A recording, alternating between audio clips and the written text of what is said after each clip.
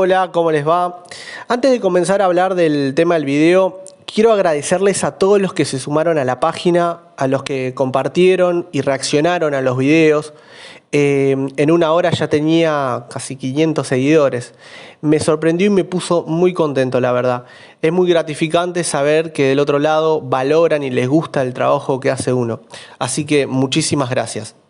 Estos videos tienen la función de orientar, ayudar, refrescar conocimientos. No solamente ustedes aprenden y se actualizan, sino yo también aprendo con ustedes. Ustedes también me enseñan y eso es parte del profesionalismo, ¿no? Es una cadena, que nos ayudemos todos mutuamente.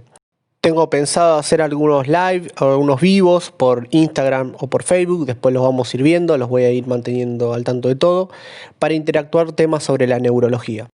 Así que bueno, nuevamente muchísimas gracias y arrancamos con el tema. En el segundo video habíamos hablado de neurona y habíamos quedado en lo que era la sinapsis química.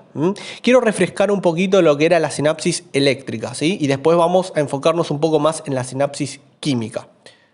En las sinapsis eléctricas, las membranas de ambas células están en contacto.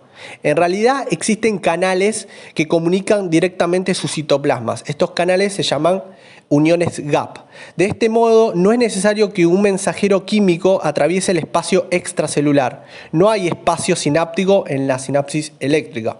Un fenómeno eléctrico, por ejemplo el potencial de acción, en una de las células llega directamente a la otra. En la sinapsis química, las dos células no están en contacto directo. Las membranas de ambas células no se tocan. La comunicación se establece cuando una de ellas libera una sustancia química, que es el neurotransmisor, que llegará a la segunda célula luego de recorrer el espacio sináptico. Los 5 mecanismos básicos de funcionamiento de la sinapsis química son: primero, la síntesis del neurotransmisor; segundo, almacenamiento del neurotransmisor; tercero, liberación del neurotransmisor; cuarto, interacción del neurotransmisor con el receptor postsináptico; y quinto, desaparición del neurotransmisor del espacio sináptico. Existen 2 mecanismos de síntesis básico del neurotransmisor. Primero, la síntesis enzimático en el terminal presináptico.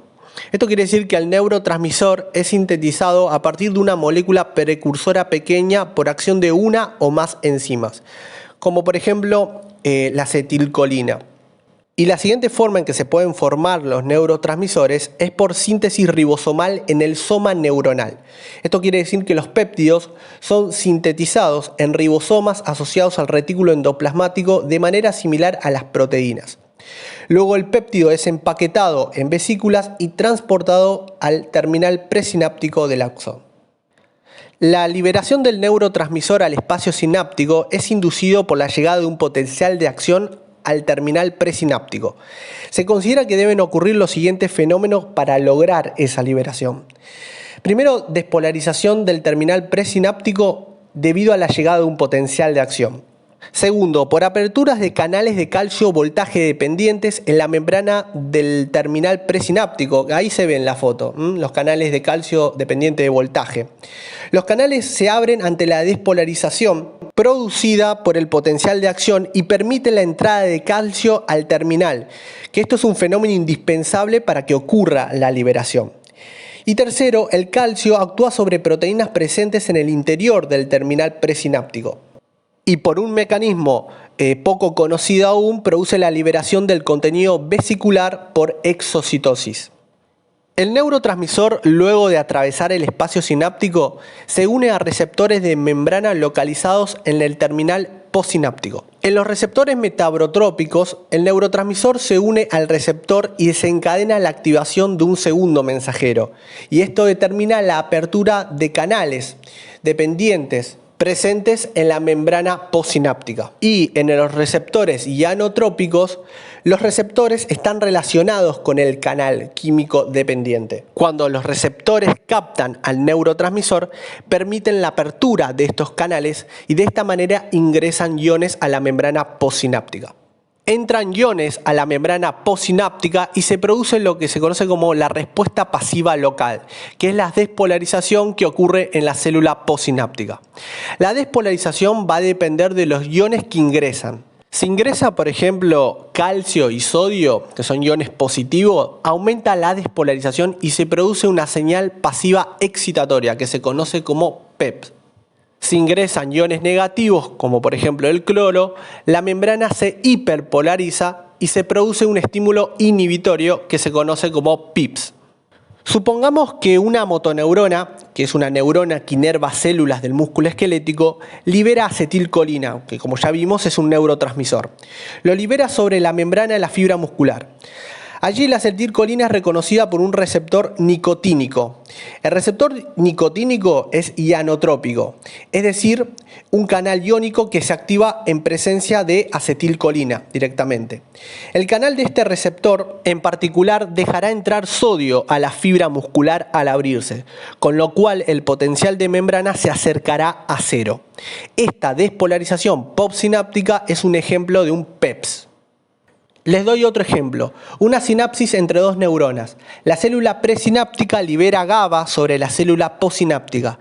El receptor del GABA en la membrana postsináptica también es ionotrópico, pero al abrirse deja entrar cloro. El resultado de este ejemplo será un PIPS. Entonces, para redondear esto, en los PEPs se transmite el impulso nervioso y en los PIP no hay transmisión de impulso nervioso.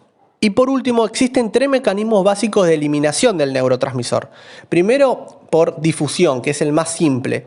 El neurotransmisor va por gradiente de concentración hacia zonas alejadas de los receptores postsinápticos, dejando de actuar. Segundo, puede ser por degradación enzimática. En este caso existe una enzima en el espacio sináptico que va a destruir rápidamente al neurotransmisor, dejándolo actuar durante un tiempo breve sobre sus receptores. Y por último, puede ser por recaptación neuronal. El neurotransmisor es tomado por una bomba en la membrana neuronal llevado al interior celular, de modo que otra vez está separado de los receptores postsinápticos. El principal sitio de recaptación suele ser la célula presináptica. Bueno, y con esto cerramos el segundo video, que correspondía a neurona.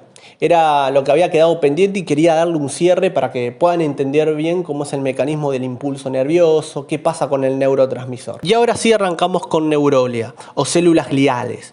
Las neuronas del sistema nervioso central están sostenidas por alguna variedad de células no excitables que en conjunto se denominan neuroglia. Son mucho más pequeñas que las neuronas y las superan en número de 5 a 10 veces. Hay 4 tipos: los astrocitos, los oligodendrocitos, la microglía y el epéndimo. Arrancamos con los astrocitos. Tienen cuerpos celulares pequeños con prolongaciones que se ramifican en todas las direcciones. Existen dos tipos: los astrocitos fibrosos, que se hallan principalmente en sustancia blanca, y los astrocitos protoplasmáticos, que se hallan fundamentalmente en la sustancia gris. ¿Cuál es la función principal de los astrocitos? Es formar un marco de sostén para las células nerviosas y las fibras nerviosas, y pueden formar barreras para la diseminación de sustancias neurotransmisoras liberadas en la sinapsis. Vamos a decir en general que los astrocitos forman barreras hematoencefálicas, en donde se unen a los vasos sanguíneos, y de esta manera permiten la nutrición de las neuronas. Esa es la función principal que tienen los astrocitos. Fíjense cómo el astrocito se une a la pared de los vasos y la sangre de los vasos sanguíneos va a tener que ser filtrada por el endotelio y por los astrocitos. Y de esta manera, estas células van a poder nutrir a las neuronas. Después tenemos los oligodendrocitos, que tienen un cuerpo celular pequeño y prolongaciones delicadas. No hay filamentos en su citoplasma. La función principal son los responsables de la formación de mielina de las fibras nerviosas en el sistema nervioso central. Ahí vemos al oligodendrocito formando lo que es la mielina en los axones del sistema nervioso central.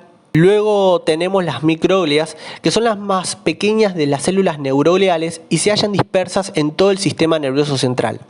Se asemejan mucho a los macrófagos del tejido conectivo y migran al sistema nervioso durante la vida fetal. Aumentan en número en presencia de tejido nervioso dañado y muchas de estas células nuevas son monocitos que han migrado desde la sangre. O sea, la función principal de la microglia es que aportan inmunidad. Eliminan desechos. Ahí tenemos la foto de la microglia. Y por último tenemos las células del epéndimo, que revisten las cavidades del encéfalo y el conducto central de la médula espinal. Poseen microvellosidades. Los cilios a menudo son móviles y sus movimientos contribuyen al flujo del líquido cefalorraquídeo.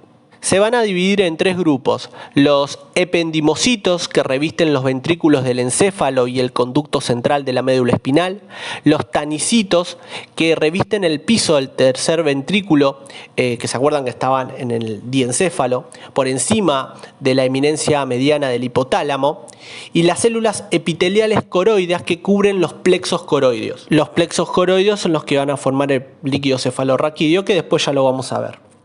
Bueno, y ahí tenemos una foto de la célula del epéndimo, los ventrículos, los plexos coroideos. Todo esto lo vamos a ver cuando veamos ventrículos. Bueno, entonces para finalizar, el concepto que quiero que les quede claro es que las neuroglias brindan protección, sostén y nutrición a las neuronas. Otro concepto importante es que es la macroglia. Es el término usado comúnmente para referirse a los astrocitos y a los oligodendrocitos en forma colectiva.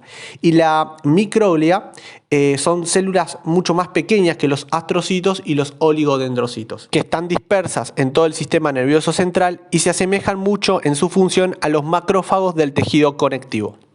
Y para finalizar, hay un caso clínico que marca el SNEL que es muy importante para recalcar un concepto. El caso es el siguiente. Un hombre de 23 años, mientras estaba de servicio en Vietnam, recibió una herida de bala penetrante en el lado izquierdo de la cabeza. En la operación, el neurocirujano pudo extraer la bala del lóbulo frontal izquierdo de su encéfalo. A excepción de una debilidad leve de su pierna derecha, el paciente tuvo una recuperación sin contratiempos. 18 meses más tarde, el paciente comenzó a experimentar ataques generalizados graves de convulsiones durante los cuales perdía el conocimiento. Desde entonces, los episodios han ocurrido en forma irregular con intervalos de un mes aproximadamente. Cada ataque es precedido por una sensación de irritabilidad mental y se producen contracciones de la pierna derecha. El neurólogo que lo examinó hizo un diagnóstico de epilepsia. ¿Es posible que los ataques de epilepsia de este paciente se relacionen con la herida de bala sufrida en Vietnam? ¿La epilepsia postraumática es un trastorno frecuente? ¿Qué tratamiento recomendaría? Son las preguntas que se hace ante este caso. La respuesta de este caso, y acá viene el concepto, es que la reacción del tejido del sistema nervioso central ante una lesión se caracteriza por la hiperplasia y la hipertrofia de los astrocitos. La proliferación de los astrocitos a menudo se denomina astrocitosis o gliosis. Esto es el concepto que quiero que les quede claro. ¿Qué es la astrocitosis o la gliosis? El tejido cicatrizal resultante, denominado cicatriz glótica, en el caso de una herida de bala penetrante, puede ser extenso y puede dar origen a episodios epilépticos, generalizados o focales. La mayoría de estos pacientes que se vuelven epilépticos lo hacen dentro de los 2 años. Después de varios estudios, se hace una cirugía para reemplazar la cicatriz por una cicatriz quirúrgica mucho más pequeña. Esta intervención quirúrgica cura a muchos pacientes. Más que nada quiero que les quede claro el concepto de qué es la astrocitosis y la gliosis. Luego de ver lo que es la neuroanatomía, vamos a ver lo que es la neuropatología más adelante y vamos a hacer hincapié en estos temas. Pero me parecía que valía la pena hablar sobre esto. Así que bueno, nada más. Nos vemos en el próximo video. Les mando un abrazo grande y muchísimas gracias.